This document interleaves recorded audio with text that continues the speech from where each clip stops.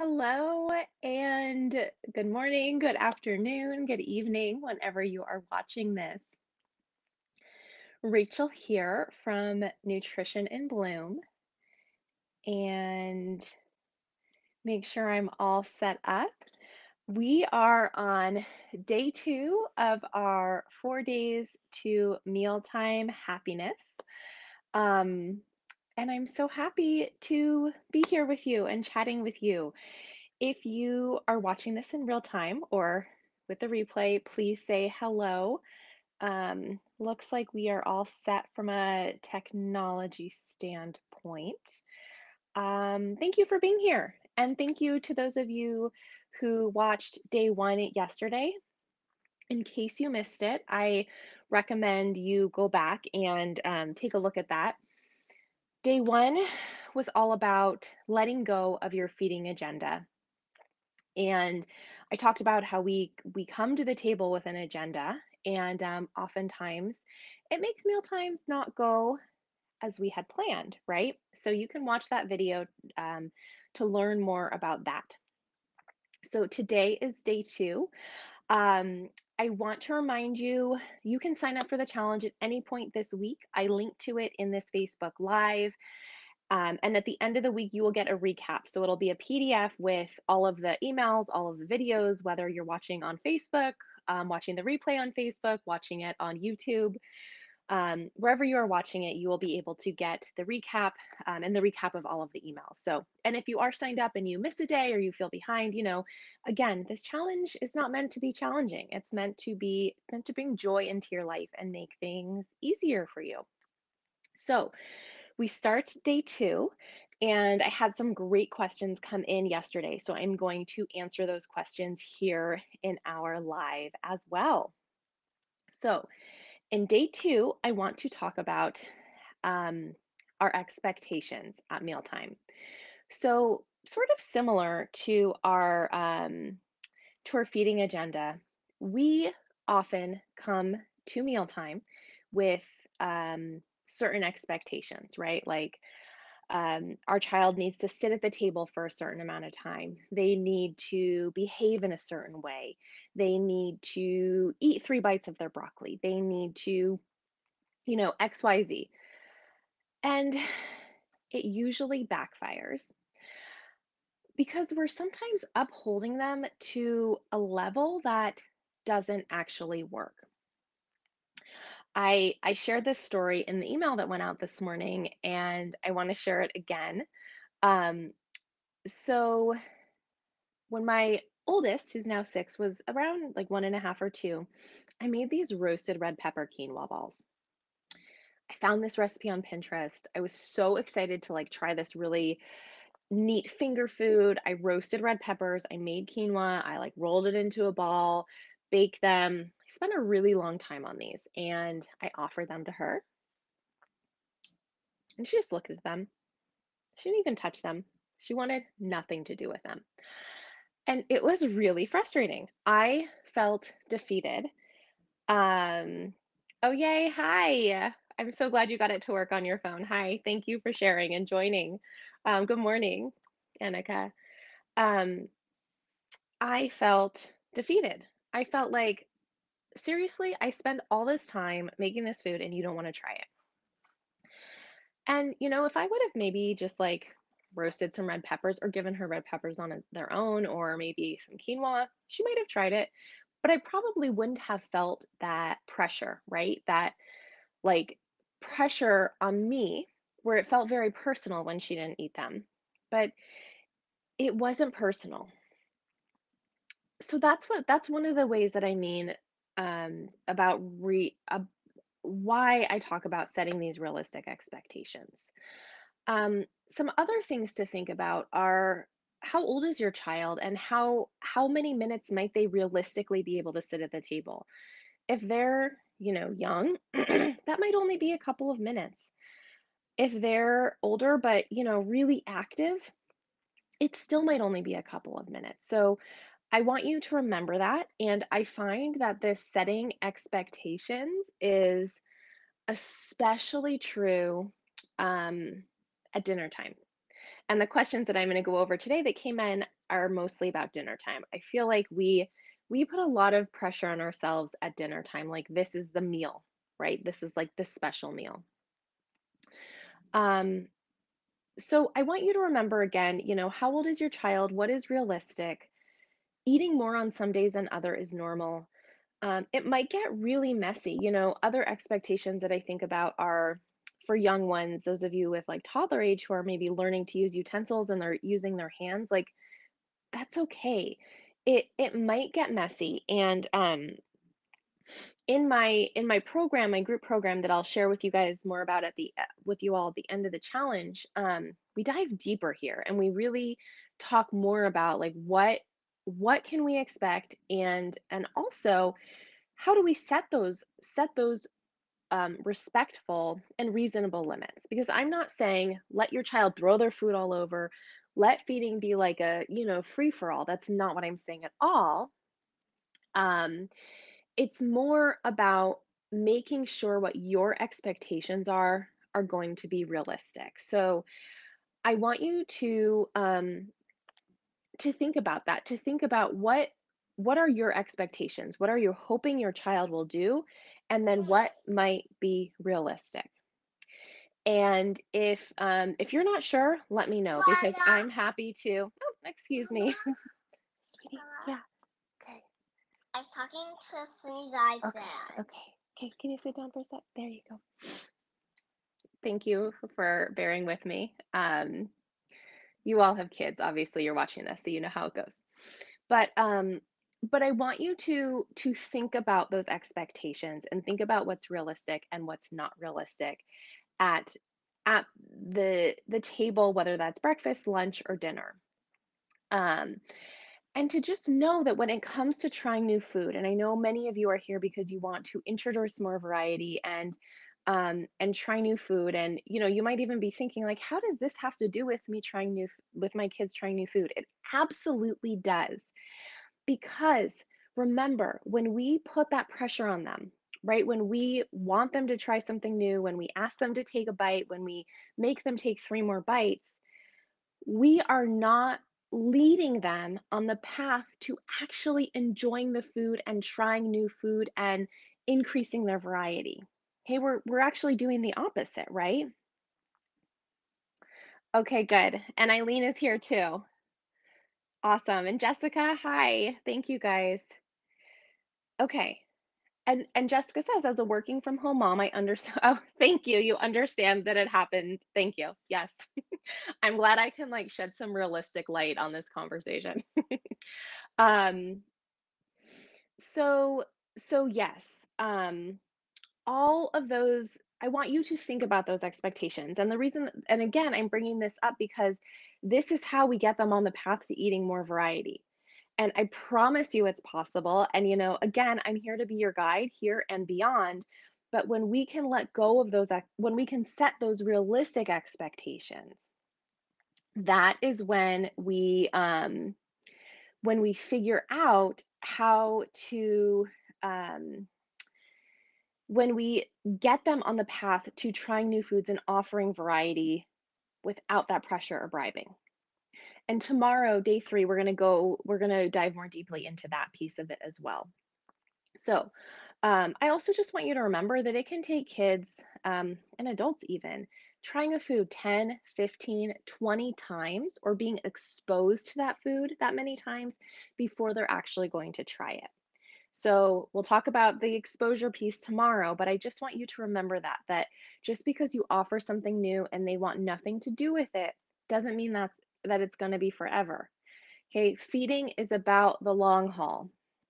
One of the things I mentioned yesterday was that feeding is a marathon, not a sprint, right? So it takes time. And when we can get into that mindset, which is what I'm here to help you do, it gets easier. Okay. So I want to just shift and answer some of the questions that came in. Um, So there was a question about a picky selective eater who's 2.5, who doesn't want to touch anything with dinner, but is fine with snack foods. But dinner foods are are a big fat nope. He'll eat all his safe foods. Okay, so she doesn't know how to get him towards licking or interacting with those main foods. So you want to trust him. Oh, good. And now my dog is barking. So sorry, guys. Man. Um, oh, excuse me one second. Let me let her out.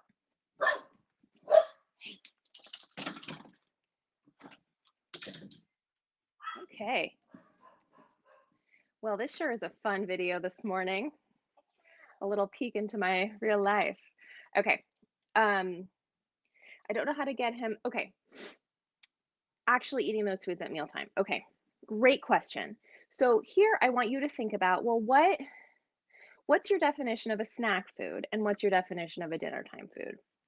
You know, I want you, and I don't know if you've downloaded my guide, my 4 steps to help kids try new foods guide, but I have a handout, a template in there where you can write your child's yes foods, their sometimes foods, their not yet foods, and use that as a framework to kind of create a meal plan from there.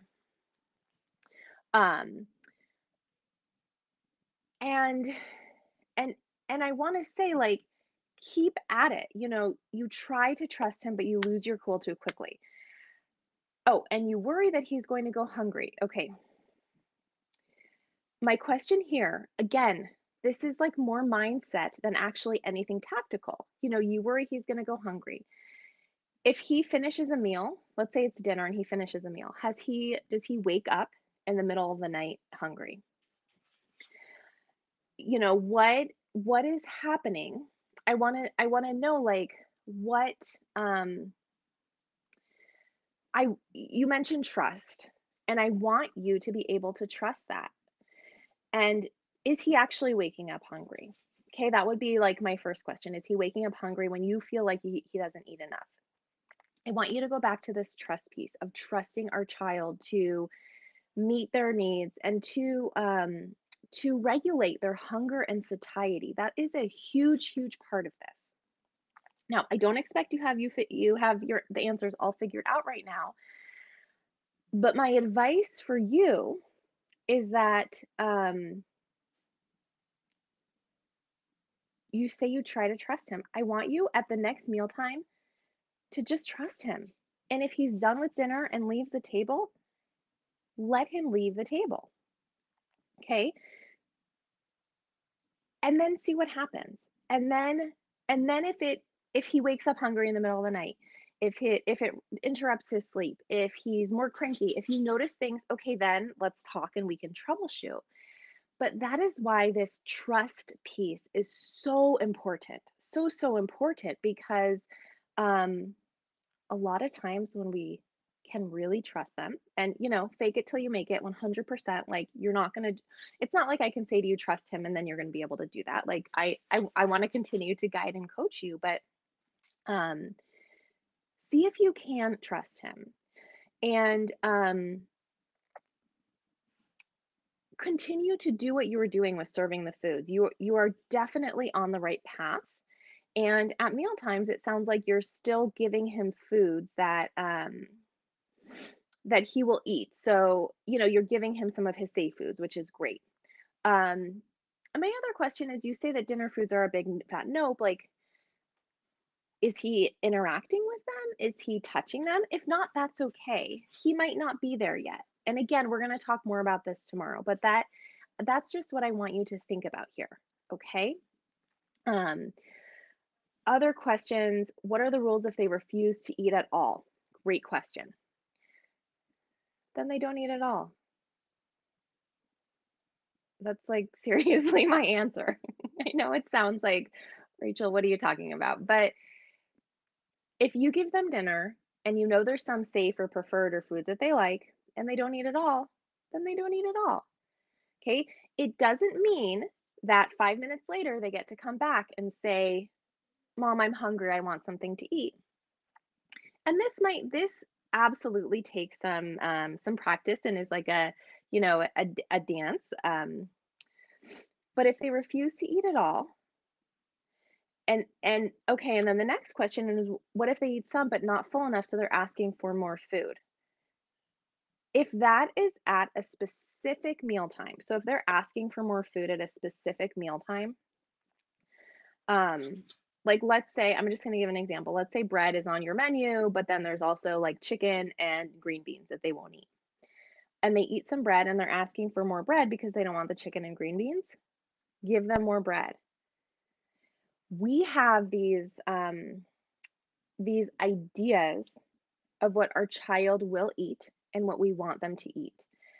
And sometimes in our minds, we may say, and I don't know if anybody is doing this. I'm just going to give an example of what I've heard in the past, but then they've eaten too much bread, but that's too many carbs, but now they're not going to be eating enough protein. Those are your fears coming into play here. So at mealtime, um, if they want more bread, give them more bread. And you insert whatever food you're talking about here.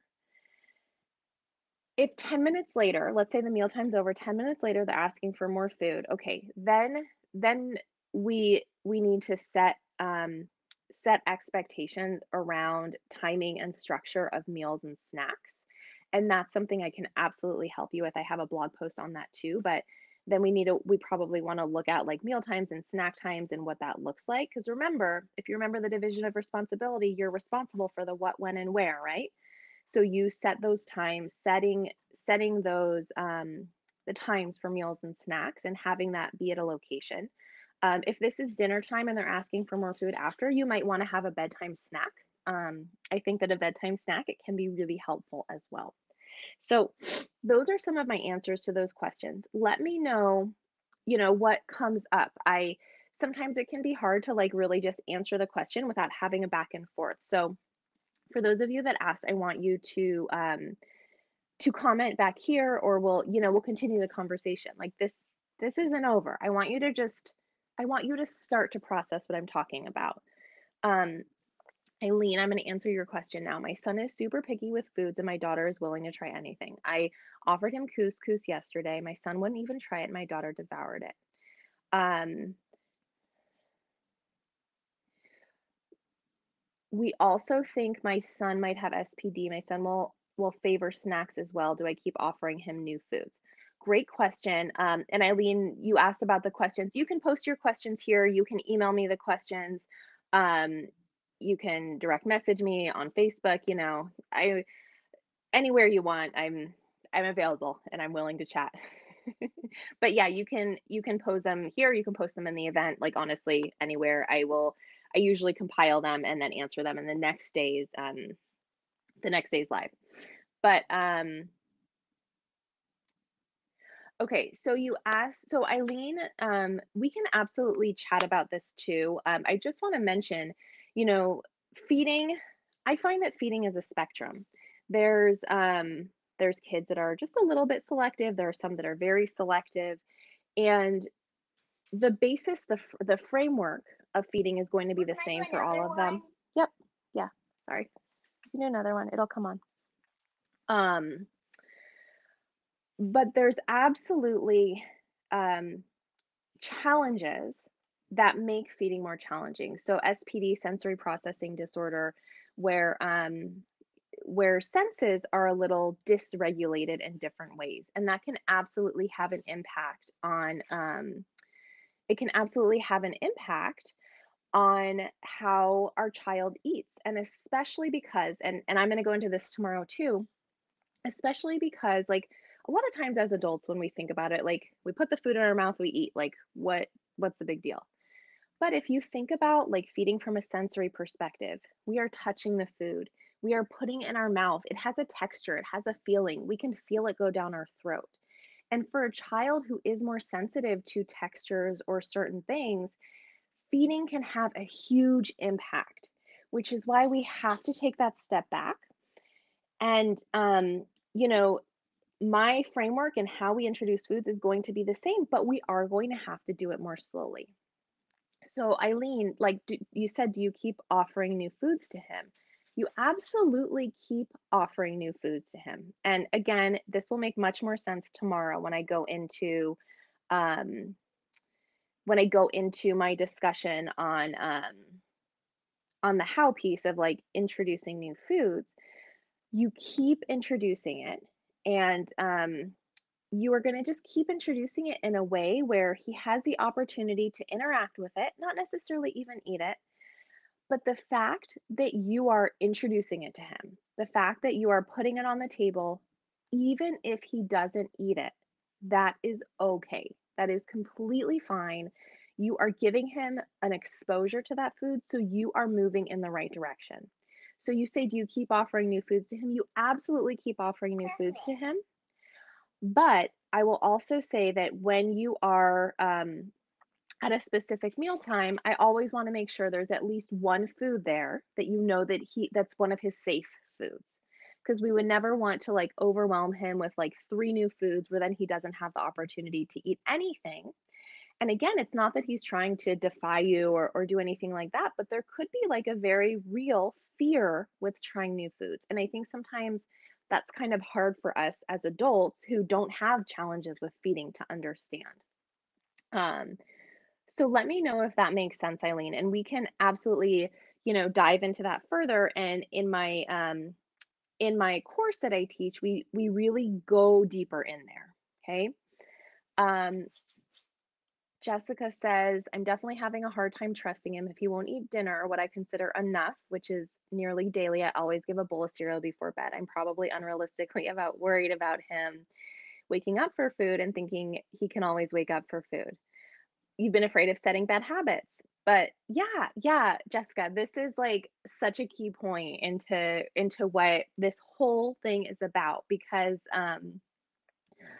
I think it's fine that um you're giving him a bowl of cereal before bed. It's kind of like a bedtime snack, but I think that that fear you have, it's this fear, and it's interesting. I've been talking to a lot of my one-on-one clients about that this week, but as parents, and I'm speaking from experience, we have these fears about what's going to happen in the future.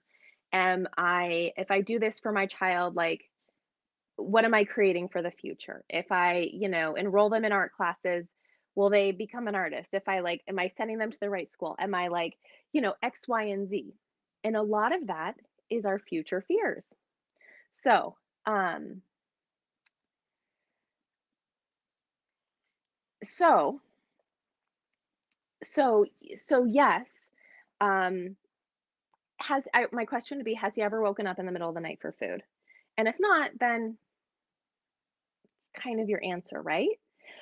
But it's so hard to trust. It's so hard, and, it's not enough for me to just tell you. Like, that's why I do what I do, right? Is I guide families on this. I absolutely guide them.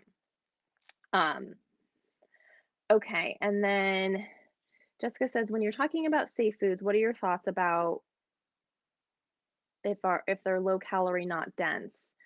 Um, I want you to really create a list of all of the safe foods.